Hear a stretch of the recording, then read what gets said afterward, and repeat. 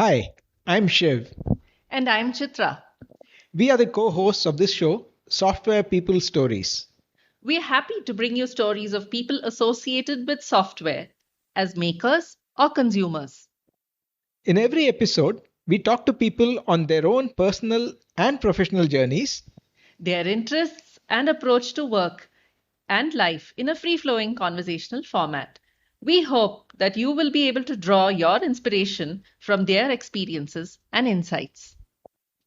These podcasts are made possible by PM Power Consulting, who have helped individuals, teams, and organizations on their delivery excellence journeys.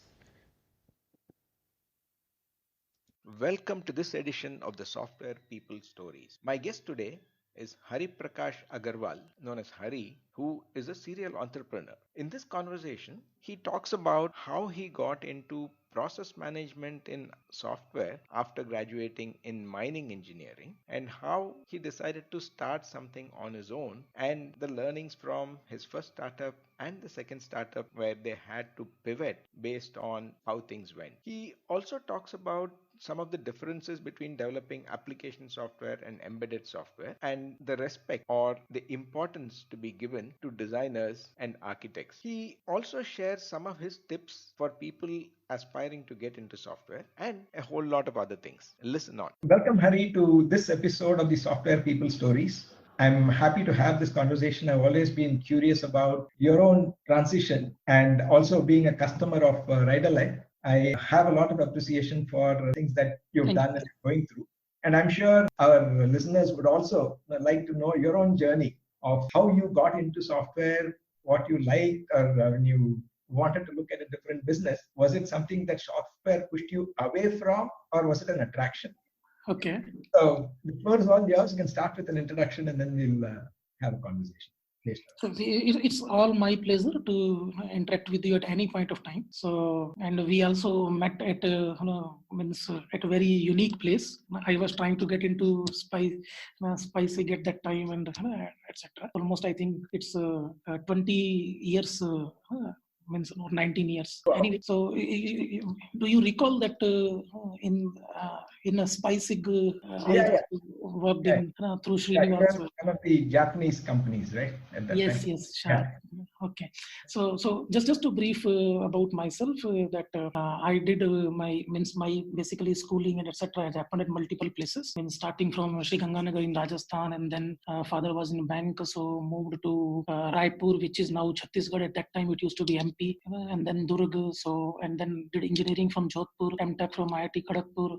Passed out in early 2000 from the IIT Kharagpur, and then I came to Bangalore and started my journey with Sharp, primarily into process side.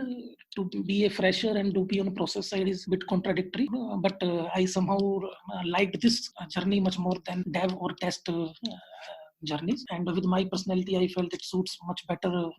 Talkative and like to meet people, etc. So then from Sharp, I went to ST Electronics, which is in Noida, for about 2001 2003, about 2 years. Came back to Sharp, then to Mindtree, then to Freescale, somewhere in 2009. Although the world was getting into recession in 2008 late, but I thought of starting my own in 2009 and started my first company called OpCord, OPCORD, abbreviation of optimizing with coordination. I firmly believe that if humans coordinate, anything can be optimized at whatever stage they are. So with that theme and with my process background of CMM, CMI, Agile, ISO, Six Sigma, and many other methodologies, I felt that in all possible stages we can do some optimization. In some stages we can do lot, especially like DBMP, BDA. If they coordinate well, crores can be saved and human lives can be much better. So with that thought, we got into consulting, then got into testing services. Somewhere in 2013 we were about 50 people, but from there I started pushing into products. Earlier it was purely services and consulting, and I had this idea of one product called Test Optimizer, which was basically automation from the Excel. You write test cases in Excel. It's a behavior driven development, BDD kind of concept, and from Excel one can run in automated way all the test cases and get feedback back in Excel. So we got patent also for that, but we couldn't sustain because of various reasons. So and then I had the idea of this carpool, which you named it Ride Alike, and which was means more passion, because this way you could impact society much bigger way, much positive way. Traffic can be reduced, pollution can be reduced, and many more things. And so I started focusing more on that, and that naturally it took its toll on the OpCord and other initiatives. So somewhere 2015 we said that maybe close down other initiatives or slowed it down, and we started focusing full time onto Ride Alike. And it has its own journey. Means we had some successes, lots of failures. So carpool at that time did not work well, and we understood that legally sharing cost on a personal vehicle is illegal. So we kind of came out of that, because if you don't allow people to share, people need some motivation, some incentives to share their vehicle, which some other apps have picked up. Legal or illegal, how they are doing, that's on them. But we kind of came out, we became more B2B. We started, we reconverted our app to right now Honeywell and a few others are our customer, where for employee it remains free, only within employees they can share. Okay. And then we got into cab services, because that also did not move as we expected. So we got into cab service about 2.5 years back, somewhere 2016. Early we started looking for a shared cab. Again, Ola Uber came, so that also did not move well. Misconcept was good, everything was good, but competition was too hot to handle. We cannot compete with somebody having $500 million versus somebody's having loans. So now last 1 year plus, we are seeing very good traction on Ride Alike, because our prices are maybe better than our services are better. In long run, I always feel that it's the service quality, is the how do you take care of customers' grievances and etc. is going to long way. Cost plus minus 5%. If you can keep your competition, it's good enough. If 5% more is good. If quality is maintained and you take your customers and employees on the number one priority rather than money as the number one priority. And scale also means we did not scale a big way, because unless systems are very strong, there is no point in scaling and alienating the customers. In fact, we are getting bigger benefits as of today, because some of the bigger brands are over time have been alienating customers by not able to keep their commitment of the service. Yeah, that is very interesting, Hari. I think you are probably the first guest on this podcast who has an experience of not only the software part, but also embedded. When you mentioned Freescale and others, yes, I'm sure you have some experience on that. Yes. So the first thing that may be of interest is, as a person who got into process pretty much right after your education, you said that is probably a challenge. So what was it that you had to do more to catch up with the others who've been probably working, when you are looking at it from a process view? See, somehow I don't know from where, but I like to work with systems more than the individual things. So when I saw developers, testers at that point, 2000 early, like somewhere in January, February, means almost everybody was saying that I want to become Java developer, or I want to become this, or testing, or this and that.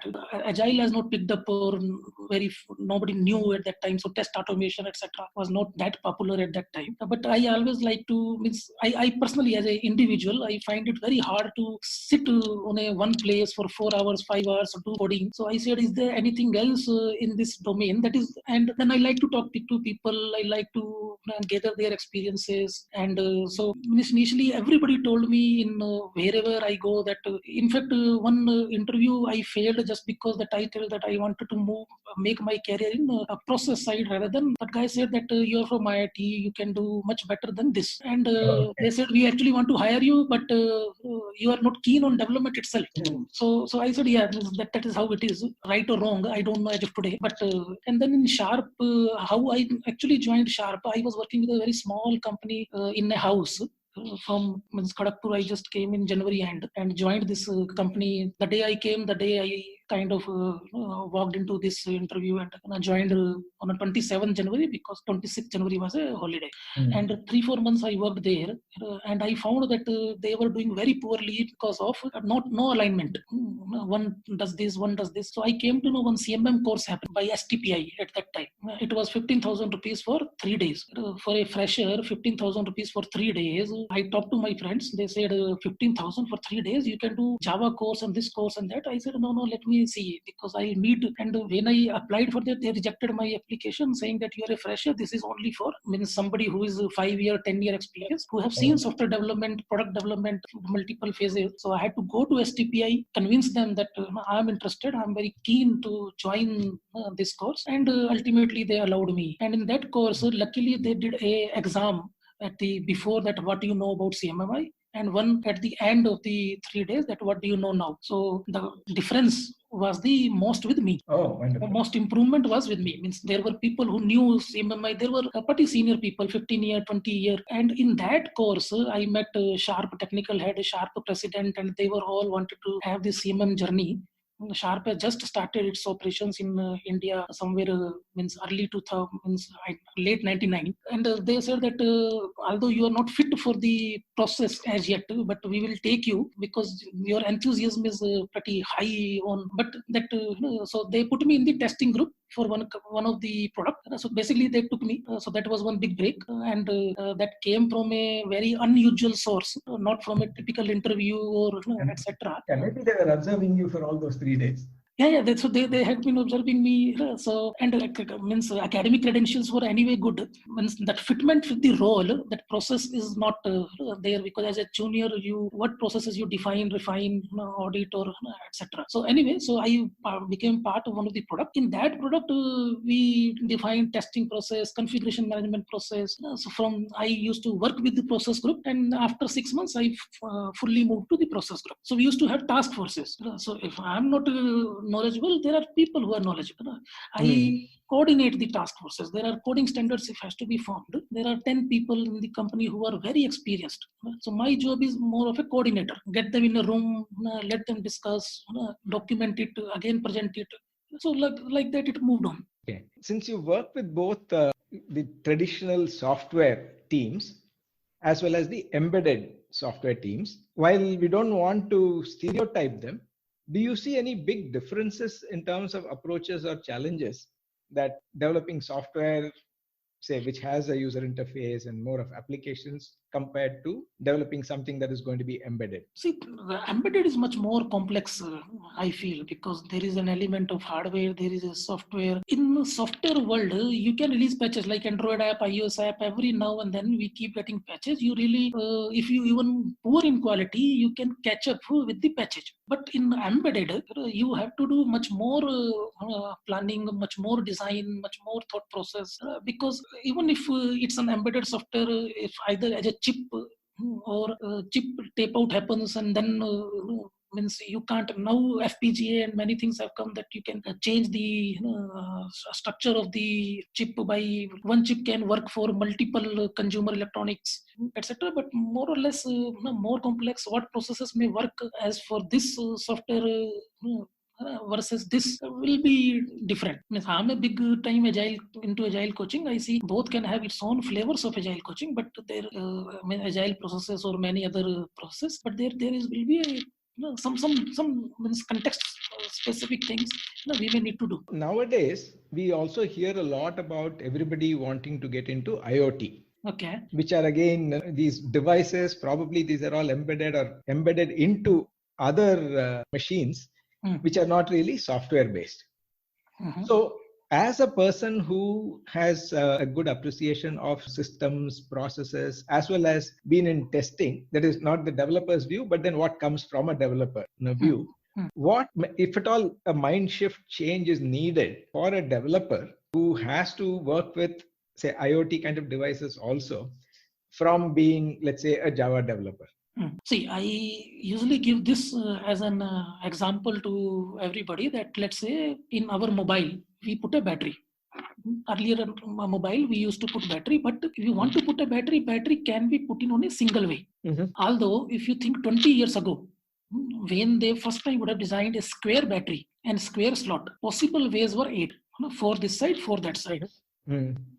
Now, user used to complain that if I have to, means that they put battery wrong way. Although there is user manual, there is videos, there is plus minus sign that etc. etc. But user put it wrong way and product is not usable. Camera doesn't work or mobile doesn't work, and they blame it on the manufacturer or OEM that this doesn't work. So the team which were designing this, they actually thought through and they said that okay, how do we take care of this user behavior? So from square they came to rectangle. Now possibility from 8 became 4. From rectangle they came to trapezoid. Possibility from 4 became 2. From trapezoid they said that okay, can we put a slot, means a small latch at some place and one opening at one place so that it can't go other way, it can go only one way. This kind of design approach has to happen if we really want to go either IoT or embedded, etc. Because the design is key. Design is everything. Rest all is just you want to convert into certain language or certain ways so that solution can be ready. So people have to think much more thorough on the design, and that approach what a mobile manufacturer or any for on the battery they took, that even a 5-year-old kid wants to put a battery in the mobile, it's a child game. Person will try this way or that way, person will succeed one way, and it's solved. So user behavior from all possible angles is taken care. So they have to first understand what kind of mistakes user can make. And all those mistakes has to be foolproof. Like in software, we put drop down instead of text field. The whole idea of drop down is that we are giving options to the user to choose from certain options rather than giving a free flow information, because that we cannot do analytics or etc. So more key is it doesn't matter IoT or this or that, but point is that the design thinking, design patterns, design focus needs to be developed as a society. We appreciate firefighters more than the architects. True. See, there are two buildings. One building got fire, another building did not get fire. So whom should we appreciate? That architect who designed in such a way, or the kind of systems they put in place that this building, even if catches fire, can be contained within few seconds, or even if it doesn't even catch fire.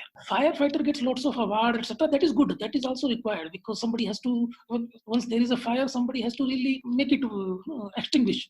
But we need to start appreciating the architects and designers.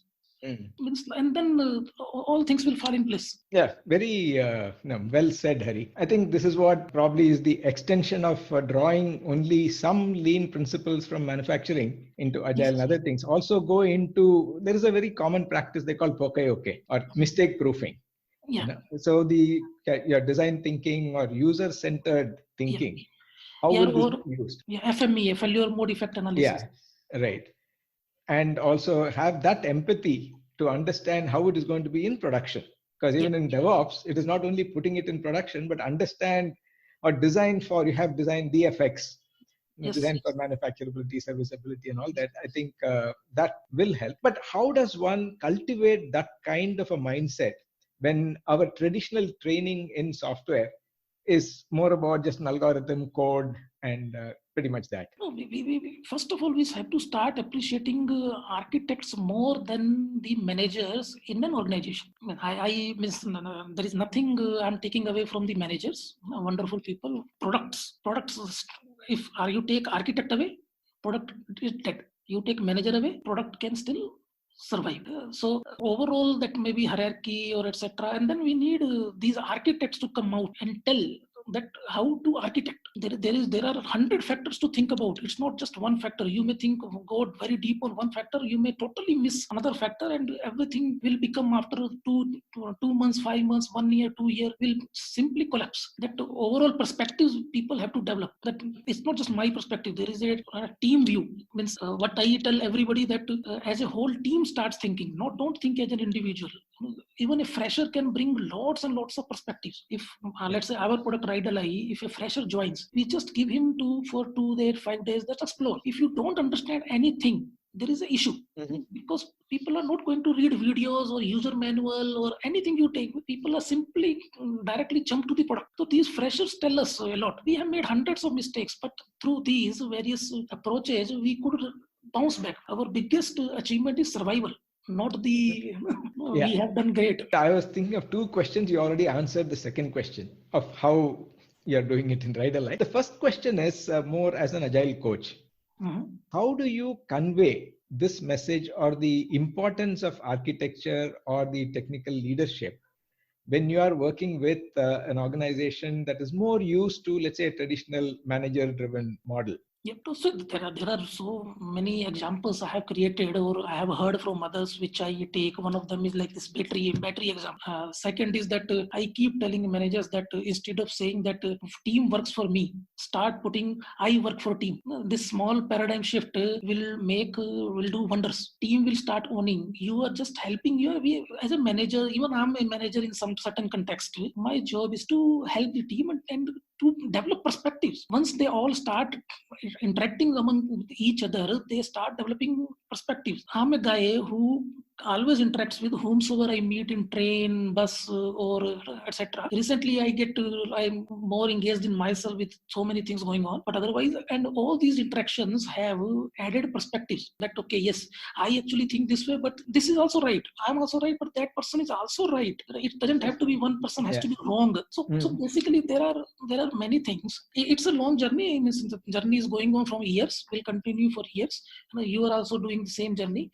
But the point is that I do see a big focus on the architects, great developers, or great testers. I'm asking developers to do testing. Don't think, see, as a developer, you are paid for high-end work. And how do you ensure that you are giving high-end work? Maybe reviews will help, but certain part of testing, don't outsource testing. If there is a tester, the tester can also give perspectives to the developers, and both can work together. Right. I personally do not appreciate that we raise these many number of defects. I said it means we did not plan well. Means test plan, the test case document, if could have been well thought through in beginning and shared and debated upon. It can for 1 hour, for 2 days, I don't care.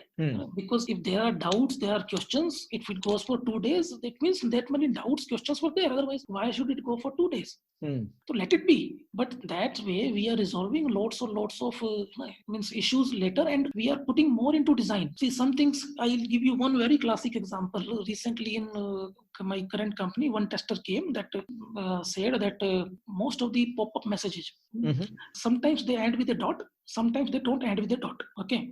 And there are 40-50 pop-up messages in any small software also you will have. Every negative scenario will lead to one pop-up message or toast message or whatever. Now the guy is asking what is the correct dot one or without dot, against which I should raise a bug.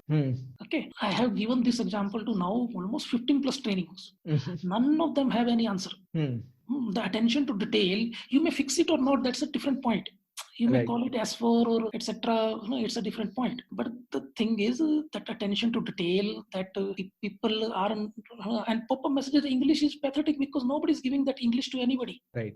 They just leave it to the developer and tester to write the message. The thinking process, the designer's thinking or person who is writing requirements has to go much beyond.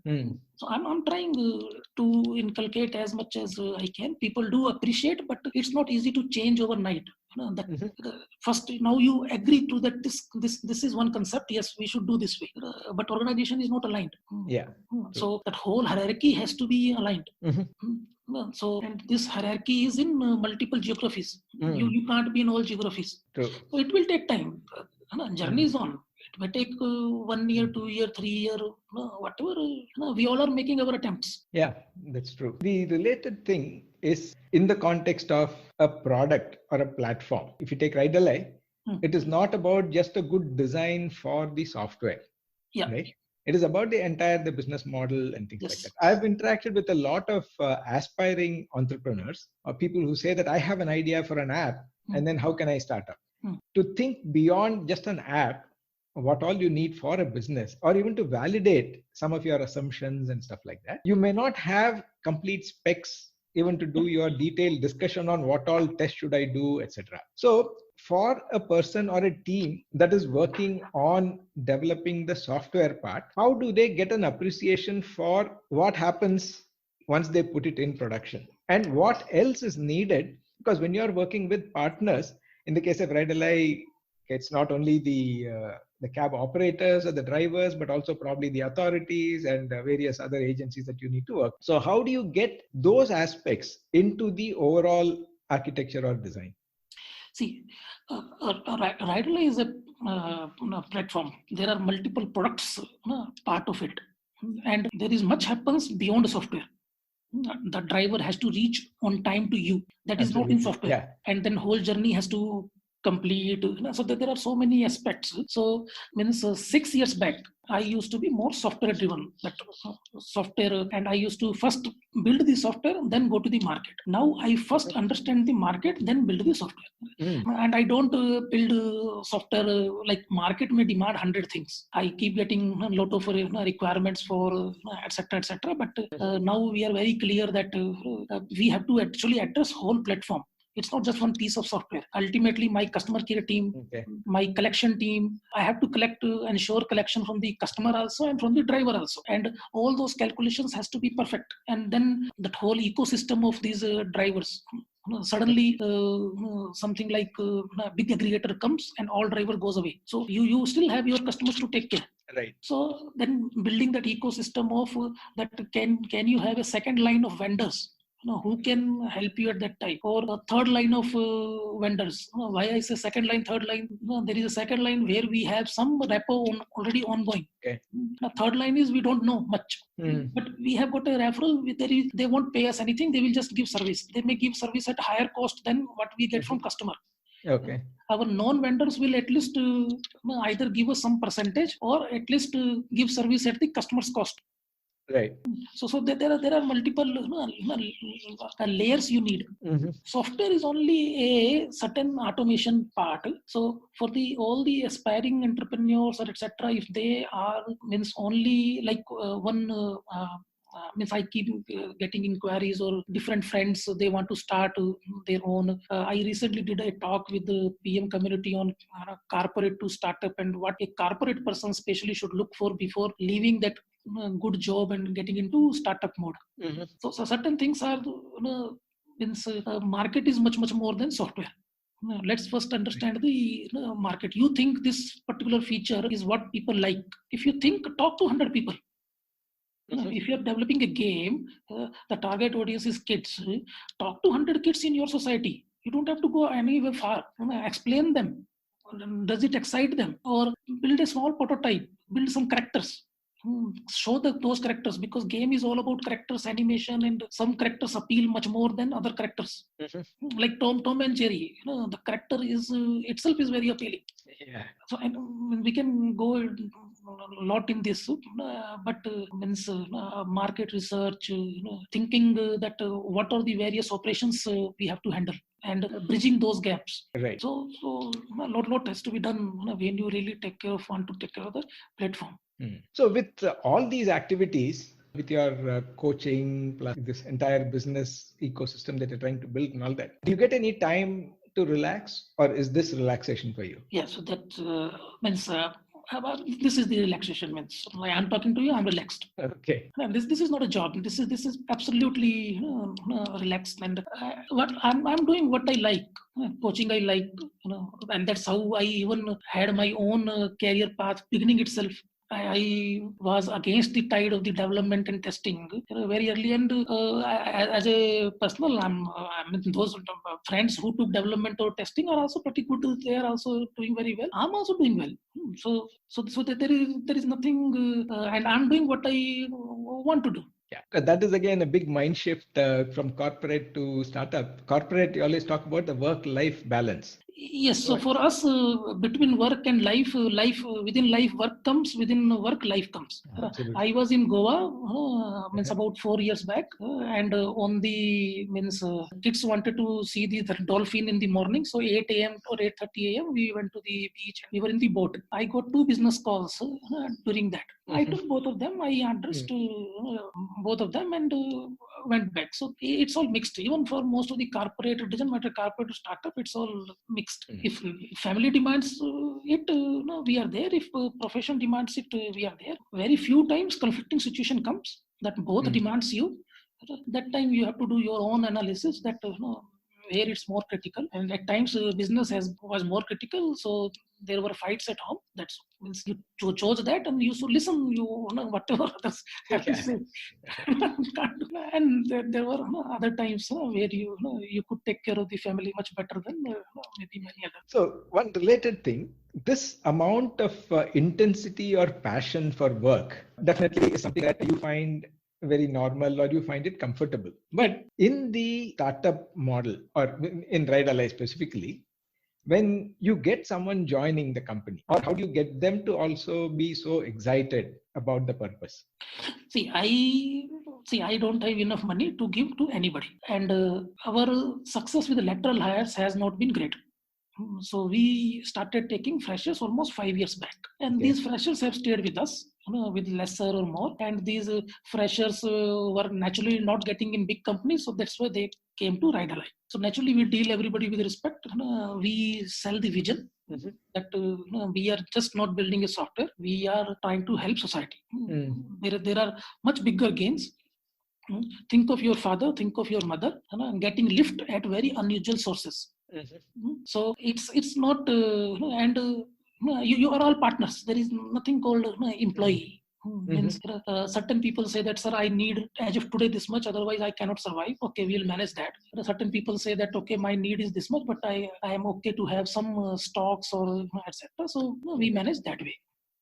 Lateral hire also do come, but means we have to because very senior lateral hires. Means I personally had not had a great experience unless they come as a partner and passionate for the domain or passionate for the for a certain cause. So other thing which I tell my customer care team and my operations team, that reputation is number one, money is number two. So we have a no cancellation policy that if somebody books a cab with us, we don't cancel. Even if a driver cancels it, our team works day and night to ensure that other driver reaches there. Oh, okay. So customer doesn't have to worry about, once they have booked, customer doesn't have to really worry.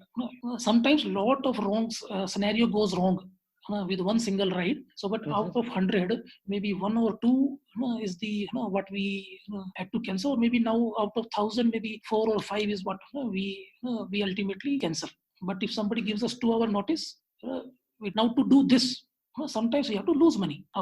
We have an agreement with our partners who are about 500 plus verified partners attached with us with all the documentation, everything. We have personally interviewed each one of them, and then only we take them on our roll. If they suddenly tire gets punctured or this or that, etc., we have to go to the second base. I just discussed vendors or etc., and then maybe the third base. So they also now have become very used to that. If they have any issue or their earlier ride with somebody else is not completing on time, they inform us 1 hour in advance. Because we are giving driver details almost 1 hour to 1.5 hours in advance. So a lot of background work happens. Means 95% plus customers are well served and happy. This is a logistic field. Strike also happens, rain also happens, sudden jam also happens. So, but I don't think anybody has missed flight in last 3 years because of our fault. Very nice. Because see, our stops at if driver goes late and then they miss flight. If driver has reached time and still they miss flight, there could be 100 reasons. Yeah. Right. So that has even means driver has gone late, but then they have managed to make customer reach on time. So, means basically a lot goes into it. Now systems are kind of stable. Means the team understands all these, and we have also reduced our team due to funding issues. So they manage on their own. My first line managers have full empowerment, full everything to discuss. Once in a while they ask me on WhatsApp, etc., sir, what to do. So we discuss for 2 minutes, and usually even if they make mistakes, mistakes are okay. You do something, you make mistakes. My only focus is that repetition should not happen. How do we ensure? I'm a system guy. Ensure that how do we not repeat it again, or how our driver does not repeat it again. Yeah, very nice. My last question, because we are probably running out of time, is that over a period of time, I'm talking about many years, there have been probably different main reasons why people got into software. Initially, it used to be that if I get into IT, I can go abroad. Then it used to be, if I get into IT, I will make a lot of money. If I get into IT, at least my parents say that, no, my peers, neighbors, seniors, they're all in IT, you should also go into IT. Not just the old doctor and engineer, but within an engineer specifically on IT. And today, if somebody were to look at coming to IT, what would you tell them as the first expectation or the primary expectation that they can have or should have? See, for me, yes, I am by default an engineer in mining. I wanted to do actually job in the mining only. During IIT Kharagpur, I was in reliability and quality engineering. So I said I will put reliability and quality concepts in mining. But same time, I took C++, I took other software courses, and unfortunately, I could not get into mining. I somehow got into software world, but then again I had my own way of looking at software world. See, it's earlier all my friends, whatever engineering they did, everybody went into IT because that was the maximum job creator, and others were not. But now that only differentiation I think is not there. So it's absolutely on the individual. And I would say that money you will make over time anyway.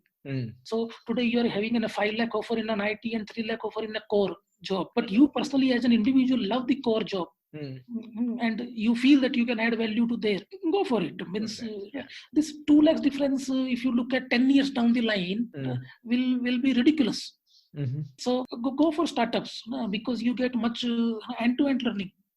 I had a guy who was in one very big Indian company, but was on bench for 6 months. So better you were getting 3 lakhs there, you will get maybe 2 lakhs at our place.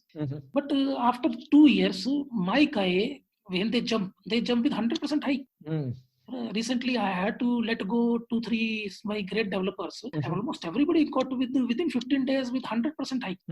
I was giving them 3.5 or 4. They got with 7 and 8.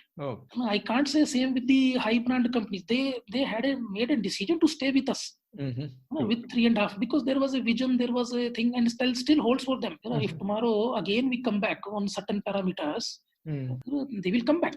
2 developers to whom I had to let them go almost 3 years back met me day before yesterday. He, sir, the moment you start doing good, means financially, we would come back. That's the biggest I would say. Means I felt really, really nice. Means it happens or not, they may really come or not, time will tell, but at least they said that. That's very nice. So follow you need person is to actually understand what kind of personality you are. There are enough counselors who can tell you. I'm more like a talking or understanding, working with people rather than working with the code. Nice, Hari. Thanks a lot for taking the time and sharing a lot of inputs. I think that will be useful for our listeners, right from those who are getting into the career as well as those who are contemplating getting into or starting up something, to those who look at complete systems and organizations. All the best in what you do. And I'm sure we'll have more occasions to talk in the future. Most welcome. Thank you very much. As I said, it's all my pleasure.